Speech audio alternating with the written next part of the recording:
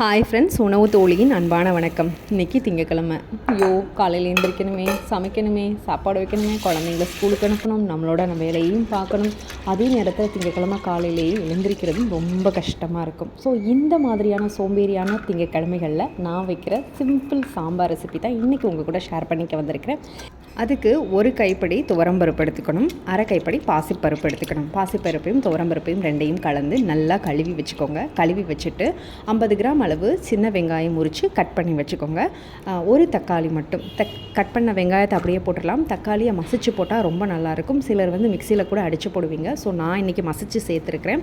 எங்கிட்ட கொஞ்சமாக வீட்டில் சுரக்காய் மட்டும்தாங்க இருந்தது. ஸோ அந்த சுரக்காயை நல்லா க்ளீன் பண்ணிவிட்டு அந்த சுரக்காயும் உள்ளே சேர்த்துக்கிட்டேன். அது 1/4 டீஸ்பூன் உணவு தோலியோட மஞ்சள் பொடியும் 1 ஸ்பூன் உணவு தோலியோடைய சாம்பார் பொடியும் சேர்த்துக்கிட்டேங்க. நம்ம உணவு தோலியில் சாம்பார் பொடியும் அவைலபிளாக இருக்குது. உணவு தோலியோட சாம்பார் பொடி பார்த்திங்கன்னா நம்ம வீட்டிலே ரெடி பண்ணுறதுங்க. ரொம்ப டேஸ்டியாக, யம்மியாக, மணமாகவும் சுவையாகவும் இருக்குங்க. ஸோ கண்டிப்பாக வாங்கி ட்ரை பண்ணி பாருங்கள். அடுத்ததாக 2 டம்ளர் தண்ணியும் 1 ஸ்பூன் எண்ணெயும் சேர்த்துட்டு அடுப்பில் ஏற்றியாச்சு. குக்கரை லாக் பண்ணி 2 விசில் வந்த உடனே ஸ்டவ் ஆஃப் பண்ணிட்டேங்க. ஸ்டவ் ஆஃப் பண்ணிவிட்டு 5 நிமிஷம் கழித்து குக்கரை ஓப்பன் பண்ணி பார்த்தா சாம்பார் இந்த கன்சிஸ்டன்சியில் இருந்தது. ஸோ இதுக்கு அடுத்து கொஞ்சம் தண்ணி தேவைப்பட்டதுனால ஒரு 1/2 டம்ளர் தண்ணி ஊற்றிட்டேன். இந்த சாம்பாரில் தாளிப்பு தாங்க ரொம்ப முக்கியம். அதனால் பார்த்திங்கன்னா ஸ்டவ்வை பற்ற வச்சு கொஞ்சமாக எண்ணெய் விட்டு கொஞ்சம் கடுகும் கொஞ்சம் வெந்தயமும் போட்டுட்டு 5-6 சின்ன வெங்காயத்தை பொடியாக கட் பண்ணி அதையும் சேர்த்துட்டேங்க. ஸோ அந்த வெங்காயம் ப்ரௌனிஷ் ஆகட்டும், அது வரைக்கும் அடுப்பை சிம்மில் வச்சு அது பொரிஞ்சிட்டு இருந்தது.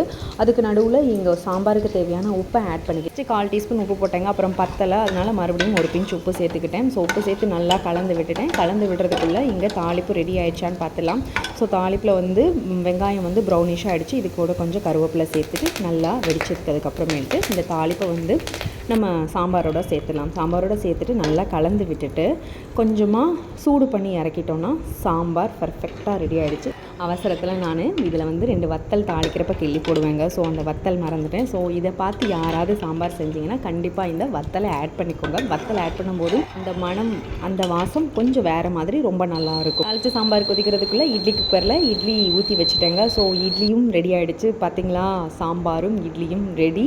இதெல்லாம் செய்கிறதுக்கு எனக்கு அதிகபட்சமாக 10 நிமிஷம் தாங்க ஆயிருக்கும். ஸோ இந்த 10 நிமிஷத்தில் இட்லி சாம்பார் ரெடி ஆகிடுச்சு. இதோட நம்ம உணவு தோலியோட முருங்கை இலை இட்லி பொடியை ஆட் பண்ணிட்டேங்க. இந்த இட்லி பொடி பார்த்திங்கன்னா ரொம்ப டேஸ்டியாக இருக்கும். நம்ம உணவு தோலியோட முருங்கை இலை இட்லி பொடியில் முளைக்கட்டிய உளுந்தும் முளைக்கட்டிய கொள்ளும் சேர்க்கறதுனால உடலுக்கு நோய் எதிர்ப்பு சக்தி தரும். முருங்கைக்கீரையில் இரும்புச்சத்து அதிகமாக இருக்குது, நம்ம எல்லாருக்கும் தெரியும். ஆனால் டெய்லி அதை க்ளீன் பண்ணி செஞ்சு ப்ராசஸ் பண்ணி சாப்பிட்றது நமக்கு கொஞ்சம் கஷ்டமாக இருக்கும். ஆனால் இந்த இட்லி பொடியில் முருங்கைக்கீரையோட சத்துக்கள் மட்டும் இல்லாமல் முளைக்கட்டிய உளுந்து முளைக்கட்டிய கொள்ளோட சத்துக்களும் உங்களுக்கு சேர்த்து கிடைக்கும். ஸோ இதை நீங்கள் சூடான சாதத்தோடையும் சேர்த்து சாப்பிடலாம்.